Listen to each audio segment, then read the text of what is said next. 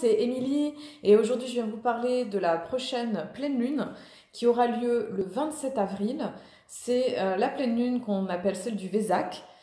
C'est un moment très particulier, cette pleine lune du Taureau, où les initiés vont au mont Kailash en Inde faire ce pèlerinage justement pour aller connecter cette énergie à la fois christique, bouddhique, qui vient se rejoindre justement dans ce rayon de l'amour-compassion pour nous aider justement à venir purifier, à venir libérer, à venir récolter quelque part les énergies en lien avec la fertilité qui auront lieu pendant un an. C'est vraiment un moment très spécial où on va récolter ces énergies justement de fertilité, de renouveau, d'inspiration, de ce moment où la Terre, elle est vraiment dans cette abondance, dans cette fertilité et dans cette beauté.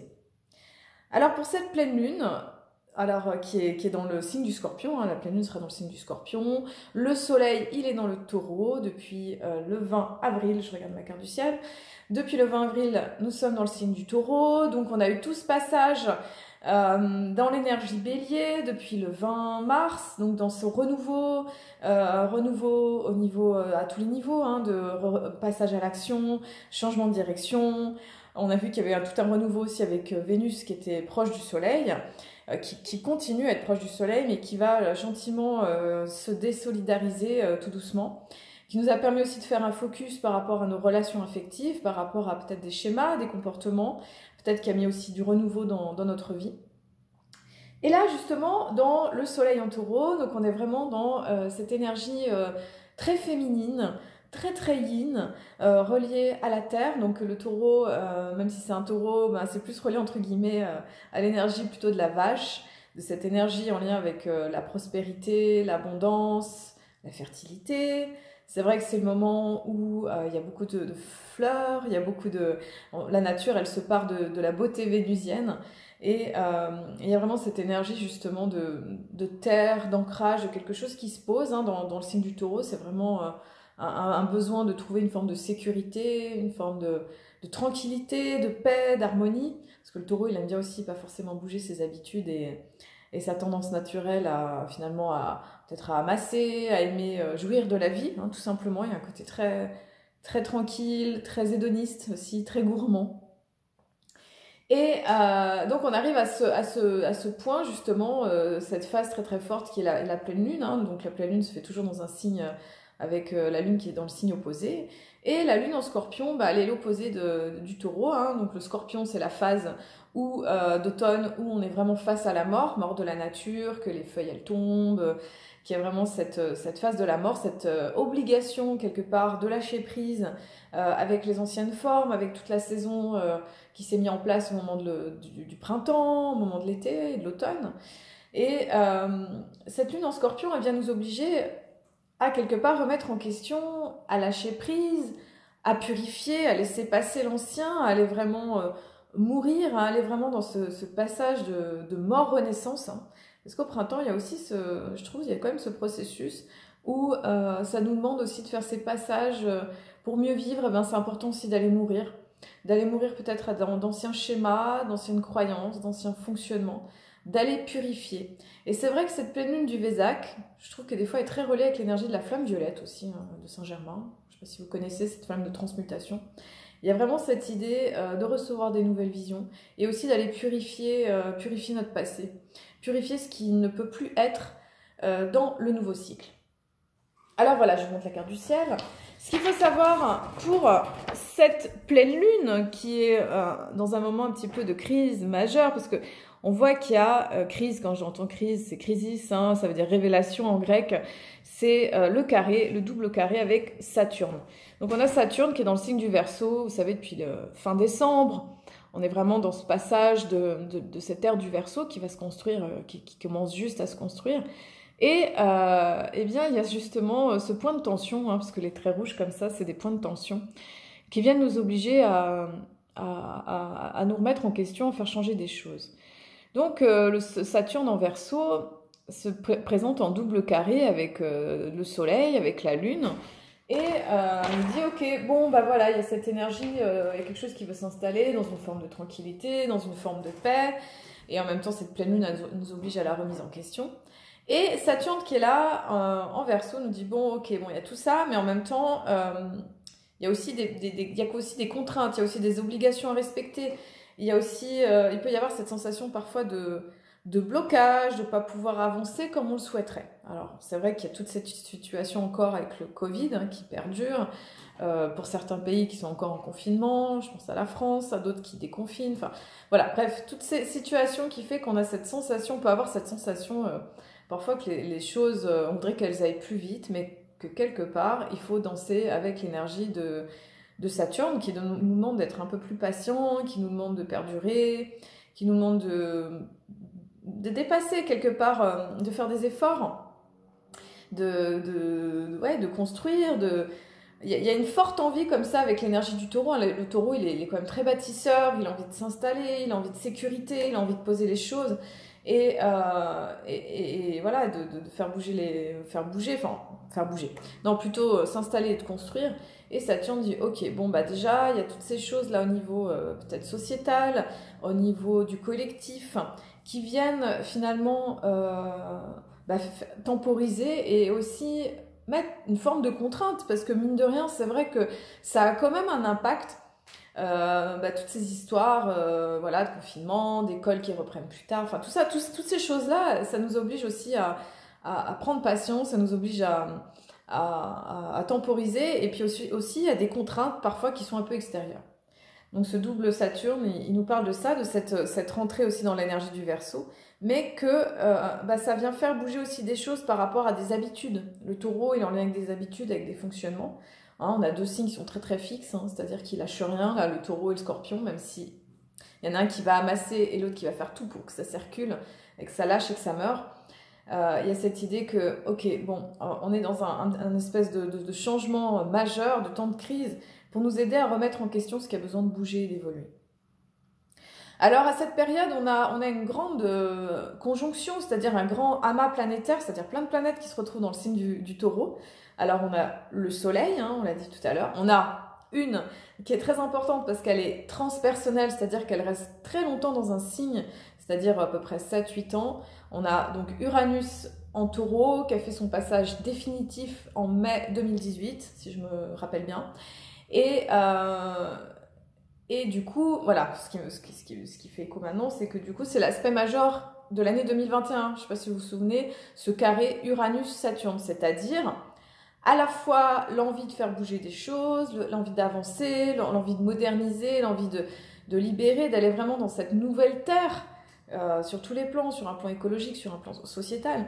Et ce carré avec Saturne, qui vient dire, ok, bon, en même temps, il y a encore...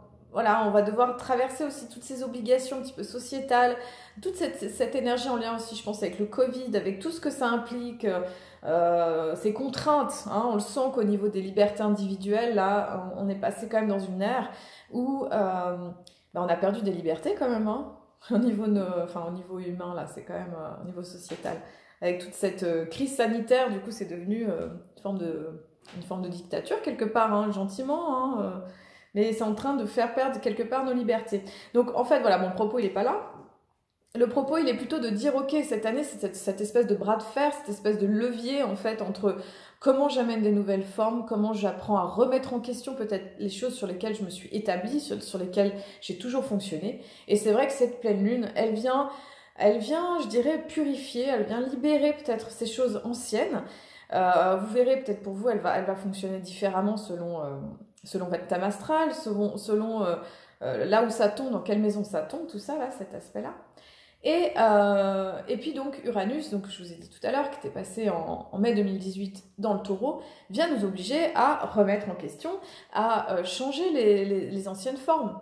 C'est là où en fait, il y a eu toute cette marche pour le climat avec Greta Thunberg, où il y a eu toutes ces prises de conscience du coup de faire bouger des choses au niveau écologique, au niveau climatique.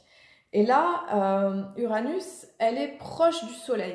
Elle est proche du Soleil en taureau et vient amener, Uranus, hein, c'est l'énergie de l'électrique, de la foudre, de l'inspiration soudaine, de vraiment ce qui vient nous traverser pour nous révolutionner, pour nous libérer, pour être vraiment dans quelque chose qui fasse circuler l'énergie d'une façon un peu transcendante. C'est vraiment la foudre.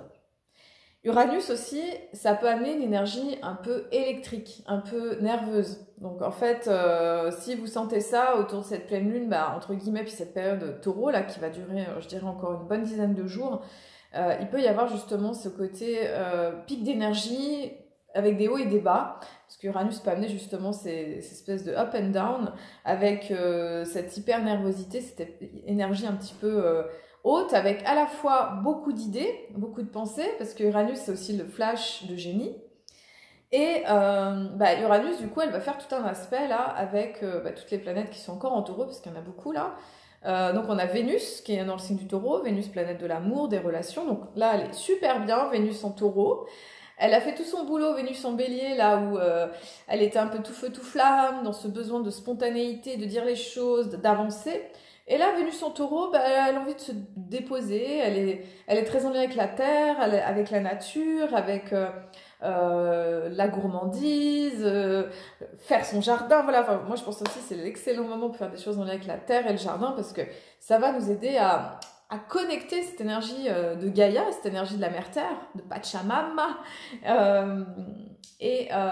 voilà, d'aller chercher tout ça. Et Vénus en taureau, elle a envie de se poser, elle a envie de confort et de gourmandise. Mais c'est vrai que du coup, Uranus, c'est pas tout à fait pareil. Uranus, ça fait un côté électrique. Donc, il peut y avoir plusieurs tendances. Il peut y avoir soit des nouvelles rencontres, des nouvelles relations qui viennent de la nouveauté, des choses comme ça qui sont dans l'imprévu, des choses un peu soudaines. Il peut y avoir aussi des changements bruts, des changements rapides de situation, peut-être des choses qu'on n'a pas prévues comme ça, là, qui viennent. Ça peut être des ruptures, ça peut être des changements, voilà, des choses qui bougent comme ça. Ça peut être aussi un temps d'inspiration créative qui vient amener justement des idées, des choses un petit peu inspirées comme ça qui font du bien. Et aussi, il faut savoir que les lunes noires, Lilith, là, elles sont dans le signe du taureau, là, toutes les trois. Elles nous font travailler là, déjà depuis octobre sur toute cette notion de sécurité matérielle, sécurité intérieure, aller chercher vraiment toute cette notion à l'intérieur de construction, peut-être de construction de la nouvelle terre. Et Lilith, elle vient nous rappeler que c'est fondamental quelque part ce lien avec la terre, ce lien avec notre corps, ce lien avec notre incarnation, de prendre soin en fait de ça, de pouvoir aimer cette partie-là. Et la lune noire, du coup, elle est quasiment conjointe avec Vénus. Donc on a eu tout ce travail avec Vénus, comme je vous ai dit, avec le soleil là depuis le mois de mars là, donc ça fait presque un mois et demi. Et bien là, elle vient travailler avec Vénus, c'est-à-dire qu'elle vient nous aider à regarder à la fois notre créativité, peut-être d'aller dans nos profondeurs, d'aller chercher ce qui a besoin d'être exprimé.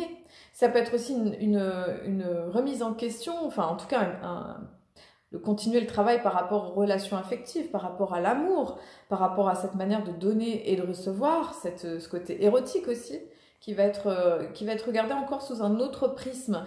Ça va demander quelque part d'avancer dans nos prises de conscience et d'aller plus loin. Ensuite, celle qui est à côté de la lune noire, c'est Mercure. Mercure qui est dans le signe du taureau aussi. Donc Mercure, avant, elle était dans le bélier, un peu tout feu, tout flamme, un petit peu spontané, tout ça. Mercure en taureau, il y a un besoin aussi encore de se poser, d'être dans une forme de digestion un petit peu de tout ce qui s'est vécu depuis quelques temps, là, de pouvoir digérer, de pouvoir assimiler les pensées et les idées. Et cette association Mercure-Vénus va donner quelque part un besoin soit d'exprimer l'amour, un besoin d'exprimer sa créativité, un besoin aussi de s'exprimer d'une autre façon, de réfléchir autrement, parce qu'il y a encore ce passage avec la lune noire qui invite à réfléchir, peut-être à regarder les choses autrement, de voir peut-être les choses cachées, les choses un peu qui sont dessous. Parce que, je vous le rappelle, au moment de la nouvelle lune, qui était dans le signe du bélier, la dernière nouvelle lune du coup, il y avait cette énergie avec Pluton. Et Pluton nous fait faire tout ce travail pendant toute cette lune, c'est-à-dire remise en question des choses qui ont besoin d'être purifiées, changées, transformées, pour pouvoir mieux vivre, pour pouvoir exister d'une autre façon. Donc on est dans la suite de ce travail en fait, les choses elles continuent et là on est à l'apogée en fait, pour regarder les choses avec beaucoup plus de profondeur. Voilà, donc il y a tout ce balai là avec Uranus, remise en question, regarder les choses autrement, tout ça. Et puis du coup la lune qui est en Scorpion, hein, qui est très intense, qui va dans les profondeurs, qui a une forme de lucidité en fait par rapport à la vie, elle va aussi avoir tous ces aspects avec Uranus, c'est-à-dire il peut y avoir des remous émotionnels, des changements émotionnels, au niveau de la vie affective, il peut y avoir aussi beaucoup d'allées et de venues, voilà, beaucoup de choses au niveau des pensées, de ne pas se laisser submerger par les pensées, de laisser les choses plutôt circuler, couler. Et en même temps, il y a ce carré avec Saturne qui peut des fois faire que les émotions elles soient réprimées. Donc dans ces moments-là, ce qui est important de faire, c'est quand vous sentez que soit que ça monte, que vous êtes hyper en colère ou fâché, ou comme ça, là, ou que ça bloque, eh bien, c'est de pouvoir faire des choses qui viennent vous libérer. Hein, voilà. Je pense à, du coup, moi j'ai eu un gros moment de colère hier. Je suis allée voilà, vers une rivière et puis j'ai pris le temps de laisser couler en fait, pour pas me laisser embarquer dans cette énergie qui était assez uranienne quand même. Et de laisser un petit peu couler pour laisser la sagesse être là parce que c'est un petit peu intense comme ça là, dans les émotions. Ensuite, on a eu un passage qui est très important, c'est Mars, qui est passé dans le signe du Cancer. Donc ça, c'est à partir du 24 avril et elle va durer jusqu'au 12 juin. Donc on a un passage quand même qui dure environ 7 semaines. Donc elle a quitté le Gémeaux, on a eu tout ce travail avec le Gémeaux qui s'est fait dans curiosité, ouverture, communication, parfois un peu de dispersion. Et oui, je ne sais pas si vous vous souvenez, mais du coup, c'est vrai qu'il y avait un petit peu ce côté-là, dans ce Mercure, ce Mars en Gémeaux, de parfois se disperser un petit peu. Là, Mars en Cancer, elle va mettre l'accent. Alors déjà, c'est pas la position préférée de Mars, hein, qui a mieux le Bélier ou le Scorpion. Mars en Cancer, il va y avoir un besoin de prendre soin du cocon, en fait, de son cocon intérieur, de sa bulle intérieure, de sa petite famille intérieure, de prendre soin voilà, de se préserver, de prendre soin de soi. Il va y avoir ce côté-là, aussi au niveau de la famille, au niveau de savoir protéger les siens. Mars aussi va se trouver en trigone avec Jupiter qui est à la fin du Verseau. Hein. On en parlera après, elle fera une incursion dans le signe des Poissons. Et amène une énergie finalement de commandement, de reprendre les choses en main, d'affirmer sa volonté. Donc ça, c'est un aspect qui est plutôt sympa, qui va aider, je dirais, à peut-être agir d'une façon plus efficace, plus concrète. Et Mars sera aussi en trigone à la Lune. Donc je pense que ce qui est pas mal, c'est de pouvoir en tout cas, si vous ressentez quelque chose, si vous avez besoin de passer à l'action, c'est d'écouter ça en fait, d'écouter ce que vous ressentez et d'aller dans le fait de pouvoir mettre en place, d'écouter cette énergie, cette direction-là qui se met en place. Parce que c'est vrai que du coup... c'est vrai qu'il y avait ce carré, hein, je ne sais pas si vous vous souvenez, entre Mars et Neptune qui faisait un petit peu de confusion dans l'action, de confusion dans l'énergie. Et là, il y a quelque chose qui peut se reprendre en fait d'une manière plus claire. Voilà. Qu'est-ce que je voulais vous dire d'autre? Je voulais vous dire que Pluton aussi va rétrograder le 28 avril, hein, pendant 5 mois. Donc là, on avait vraiment toutes les planètes directes depuis mi-janvier, il me semble, là. Et du coup, les choses ont pu avancer un petit peu plus clairement, se positionner par rapport à l'énergie de l'année. Et là, bon, Pluton, hein, qui fait quand même 5 mois, c'est beaucoup dans une année quand même, il va y avoir quelque chose qui va se temporiser, qui va nous demander de regarder les énergies de transformation sous un autre aspect, d'aller purifier, d'aller vraiment dans cette énergie de transmutation, hein, des mémoires anciennes. Voilà, je pense que je vous ai à peu près tout dit sur ce qui était là d'une façon majeure. Donc ça demande vraiment d'aller se libérer, de purifier. La petite carte, voilà, je dirais une petite carte en lien avec Tara, donc qui nous dit d'aller nous purifier, d'aller changer les choses. Donc cette énergie du Vésac, elle amène vraiment cette énergie de transformation et de transmutation pour libérer l'ancien. Voilà, je vous remercie d'avoir regardé cette vidéo. N'hésitez pas à liker. Merci, à vous abonner et je vous dis à très très bientôt.